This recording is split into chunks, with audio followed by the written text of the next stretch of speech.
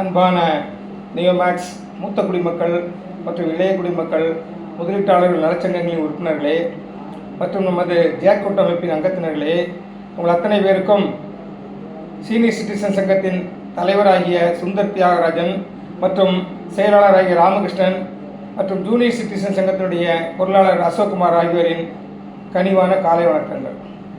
தோழர்களே, நாம் இந்த எம்எஸ்டிசி ஏலம் ரிஜிஸ்ட்ரேஷன் சம்மந்தமாக தொடர்ந்து நம்ம பேசிட்டு வரோம். அது இன்னும் நிறைய பேருக்கு புரியாமல் இருக்குது. ஏன் இவங்க பண்ண சொல்கிறாங்க, இவங்க பண்ண சொல்கிற நோக்கம் என்ன, அதாவது ரிஜிஸ்ட்ரேஷன் பண்ணால் ஏலம் எடுக்கணும் அப்படிங்கிற மாதிரி ஒரு எண்ணத்தில் இருக்கிறீங்க. அது நிறைய பேர் தவறாக பரப்பி விட்டுட்டுருக்குறாங்க. அதாவது ரிஜிஸ்ட்ரேஷன் ஏன் பண்ணணும், ஏலம் எடுக்கிறவங்க மட்டும்தானே பண்ணணும், இவங்க ஏன் பண்ண சொல்கிறாங்க, இவங்க தவறாக மக்களை திசை திருப்புறாங்க அப்படிங்கிறது நிறைய பேர் பேசிகிட்டு இருக்கிறாங்க. தோழர்களே, நாம் மூத்த குடிமக்கள் சங்கம் எப்போவுமே பணமாக கிடைக்கணுங்கிறதுக்கு விரோதிகள் அல்ல, எதிராளிகள் அல்ல. மேலும் இந்த செட்டில்மெண்ட்டுக்கு விரோதமான ஆளுங்கள் இல்லை. என்ன சார், நம்ம செட்டில்மெண்ட்டுக்கு எந்த வகையில் நம்ம குறுக்க இல்லை தோழர்களே, குறுக்க நிற்கலை, ஒரு நாளும் குறுக்க நிற்க மாட்டோம். அட்வொகேட் கமிஷனுக்கு ஸ்டே வாங்கினது யாருன்னு உங்களுக்கு தெரியும்.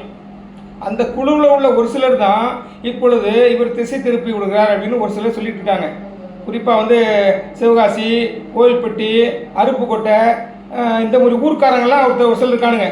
அவனுக்கு தான் நம்மளை பற்றி தவறாக பரப்புரையை நிறுத்திட்டு இருக்காங்க.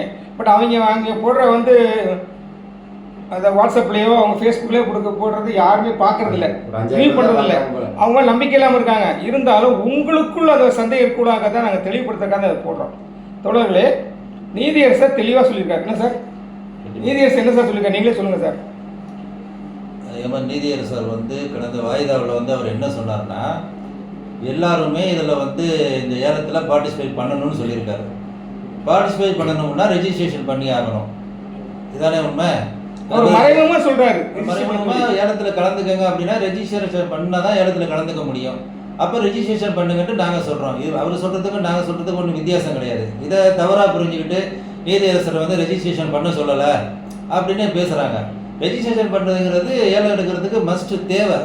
அதுக்காக தான் நம்ம ரெஜிஸ்ட்ரேஷன் பண்ணிடுங்க அப்படின்னு சொல்கிறோம். இதில் நிறைய விஷயங்கள் நிறைய பேருக்கு இது தெரியாமல் இருக்குது. அவங்க தெரிஞ்சவங்க இல்லைன்னா அவங்க விளக்கமாக சொல்லணும். இது என்னென்ன நடக்கணும்பா, இப்படி செய்யணும் அப்படின்னு சொல்லுங்கள். யூடியூப் போட்டு சொல்லுங்கள். கமெண்ட்ஸ்லையும் இதுலையும் எங்களுக்கு நீங்கள் கமெண்ட்ஸ் போடுறது தேவையில்லை. ஏன்னா கமெண்ட்ஸுங்கிறது மக்களுக்கு தேவை. நீங்கள் என்ன சொல்ல வரீங்கிறத மக்கள்கிட்ட சொல்லுங்கள். எப்படி நம்மளுக்கு செட்டில்மெண்ட் கிடைக்குங்கிறத மக்கள்கிட்ட சொல்லுங்கள். ஏன்னா 61,000 பேர் புகார் கொடுத்துருக்குறாங்க.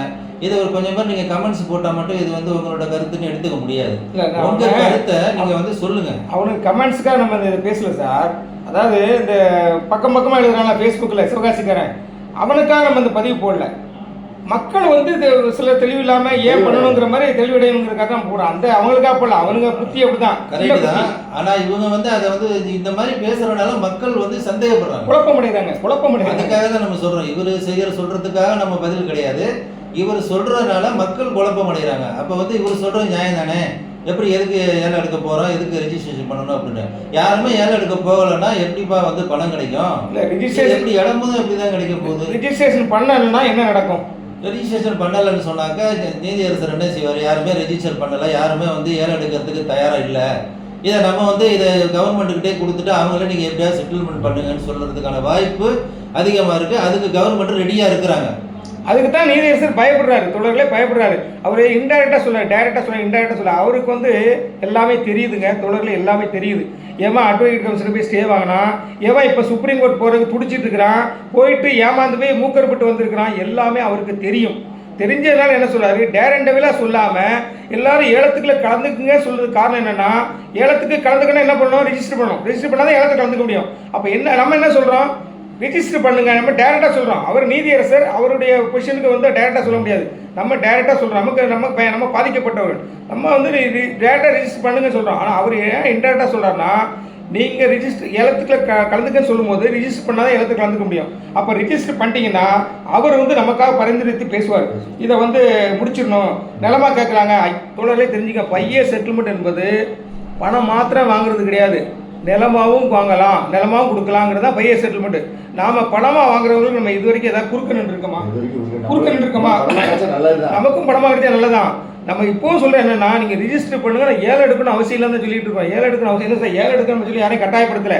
நீங்கள் ரிஜிஸ்டர் பண்ணி வச்சிங்கனாக்கா நாளைக்கு ஒரு ஏலம் போகலனாக்கா பாண்டுக்கு லேண்டாக கொடுக்கணுங்கிற சூழ்நிலை வந்தால் அவர் இது ரிஜிஸ்ட்ரேஷன் வச்சு தான் சார் கொடுப்பாரு. கண்டிப்பாக ரிஜிஸ்ட்ரேஷன். இதில் ஒரு முக்கியமான விஷயம் நீதியரசர் அன்னைக்கு சொல்லும்போது உன்னிப்பாக கவனிச்சிங்கன்னா தெரியும்.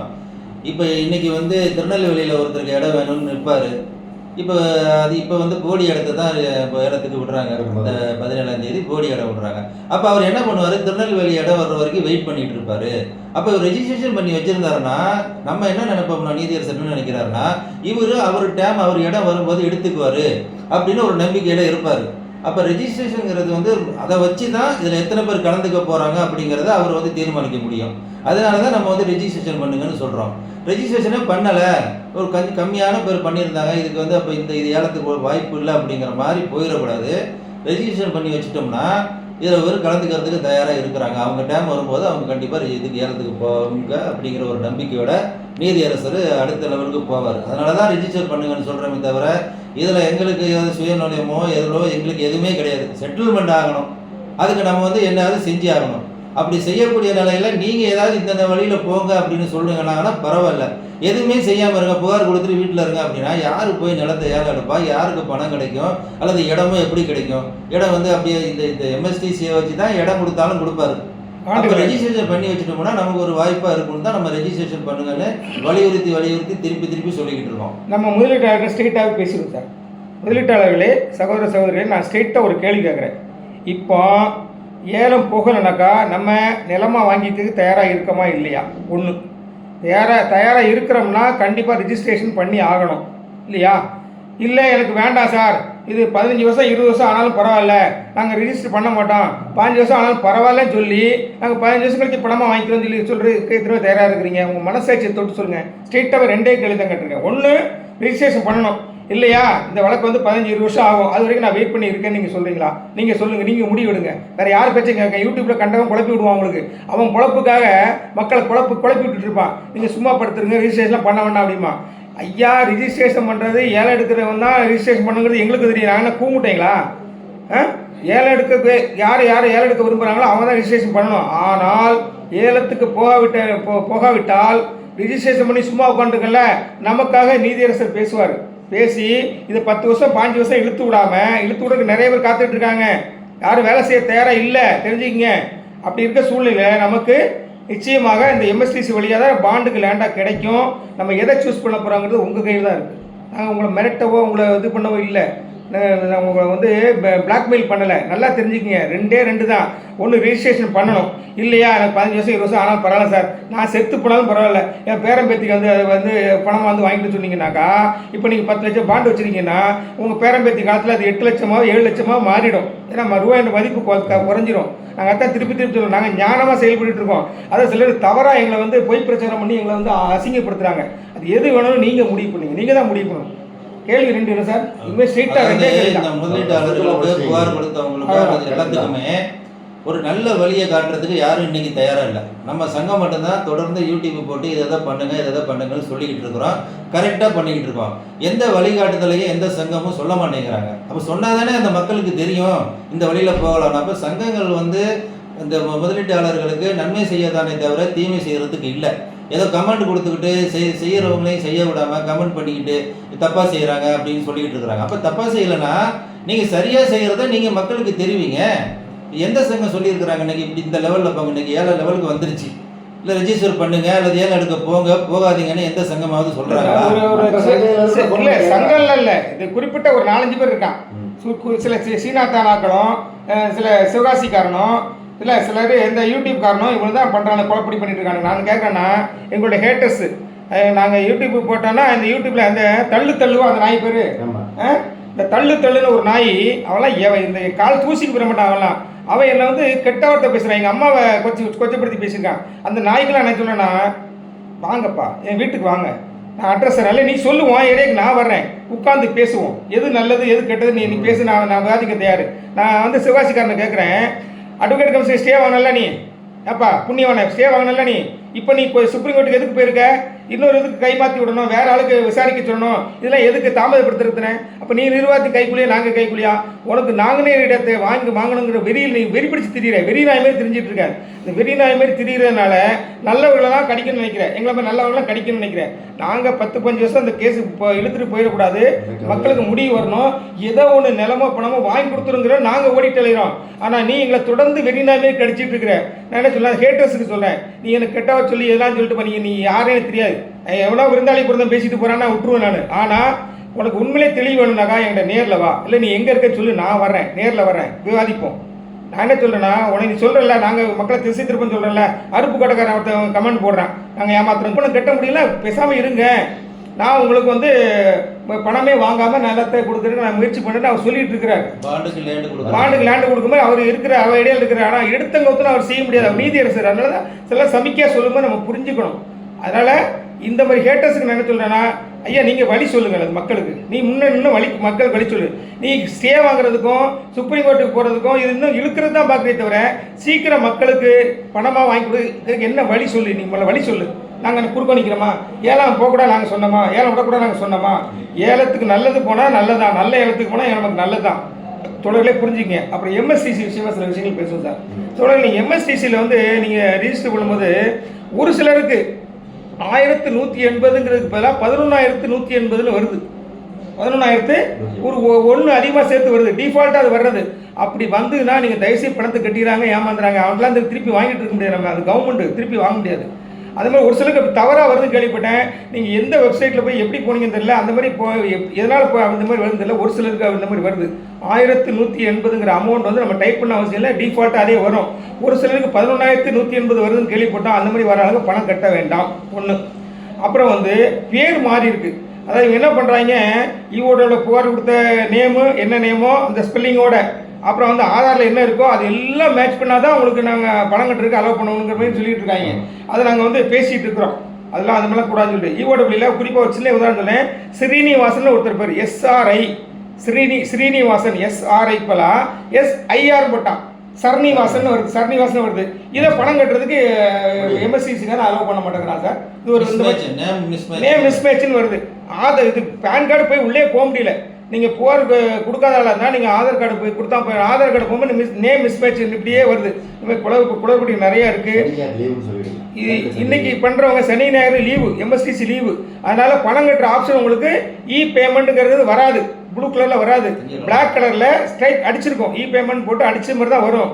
அது கீழே வந்து ரெட் கலரில் ஒரு ஃபோன் நம்பர் கொடுத்துருப்பாங்க. அந்த ஃபோன் நம்பருக்கு நான் ஏற்கனவே சொல்லிட்டேன், உங்களுடைய நேமு, உங்களுடைய புகார்தாரருடைய கம்ப்ளைண்ட் நம்பருங்கிறது நிறைய டவுட் வருது. கம்ப்ளைண்ட் நம்பரும் டெபாசிட் நம்பருங்கிறது ஒன்று தான். ஈஓடபிள்யூல அதையும் குழப்பி வச்சுருக்காங்க. ஈஓடபிள்யூல அடித்த இதில் வந்து அக்செப்டட் பாண்டுலாம் அடிச்சிருக்காங்க இல்லையா, பாண்டு டீட்டெயில், அதில் போய் பார்த்தீங்கன்னா டெபாசிட்டர் நம்பர்னு இருக்கும். ஆனால் எம்எஸ்சிசியில் கம்ப்ளைண்ட் நம்பர் இருக்கும், ரெண்டும் ஒன்று தான். அந்த டெபாசிட் நம்பர் எடுத்து தான் அந்த கம்ப்ளைண்ட் நம்பருங்கிறதுல நீங்கள் டைப் பண்ணணும், புரிஞ்சுக்கங்க. இந்த மாதிரி நிறைய குளறுபடிகள் இருக்குது, நம்மளால் நீதியரசருடைய பார்வைக்கு நம்ம கொண்டு போகலான்னு இருக்கோம். அதனால் வந்து நீங்கள் பொறுமையாக இருங்க. என்ன ஈஓடபிள்யூல ப்ராப்ளம்னாலும் இண்டிவிஜுவல் தான் போய் ஆளுங்க, நீங்கள் எங்கிட்ட சொல்லி பிரயோஜனமே இல்லை. ஈஓடபிள்யூல போய் ஒரு மனு எழுதி கொடுத்து அதை கரெக்டாக பாருங்கள், ஒரு நேம் ப்ராப்ளம் இருக்குது, நிறைய இருக்குது, ஃபோன் நம்பர் ப்ராப்ளம் இருக்குது, பாண்டில் ப்ராப்ளம் இருக்குது, என்ன what ever it may be the problem, நீங்கள் நேரம் அங்கே ஈஓடபிள்யூக்கு தான் போகணும். அதை நீங்கள் நல்லா புரிஞ்சுக்கிங்க. வேறு ஏதாவது இருக்கா சார்? நான் நேரில் சொல்கிறது மாதிரி ரெஜிஸ்ட்ரேஷன், அதாவது கம்ப்ளைண்ட் கொடுத்தவங்களும் கம்ப்ளைண்ட் கொடுக்காமலும் ரெஜிஸ்ட்ரேஷன் பண்ணலாம்னு சொல்லிட்டு அதே சொல்லியாச்சுல. நீங்கள் இப்போ கம்ப்ளைண்ட் கொடுத்தவங்களும் கொடுக்காதவங்க யாராக இருந்தாலும் ரெஜிஸ்ட்ரேஷன் பண்ணுறது நல்லது, சால சிறந்தது. கம்ப்ளைண்ட் பண்ணாமல் இருந்தீங்கன்னா உங்களுக்கு ஒரு வாய்ப்பு கிடைக்க வாய்ப்பு இருக்குது. அந்த வாய்ப்பு கிடைக்கும் போது நான் ஒரு சுருக்கமாக சொல்லிடுறேங்க, அந்த மாதிரி வாய்ப்பு கிடைக்கும்போது நீங்கள் அதை பயன்படுத்திக்கலாங்கிறத நீங்கள் பண்ண சொல்கிறோம். ஒரு சின்ன எக்ஸாம்பிள் சொல்கிறேன். மொத்தம் வந்து 11,138 பிளாட் இல்லையா, 11,138 பிளாட்டு.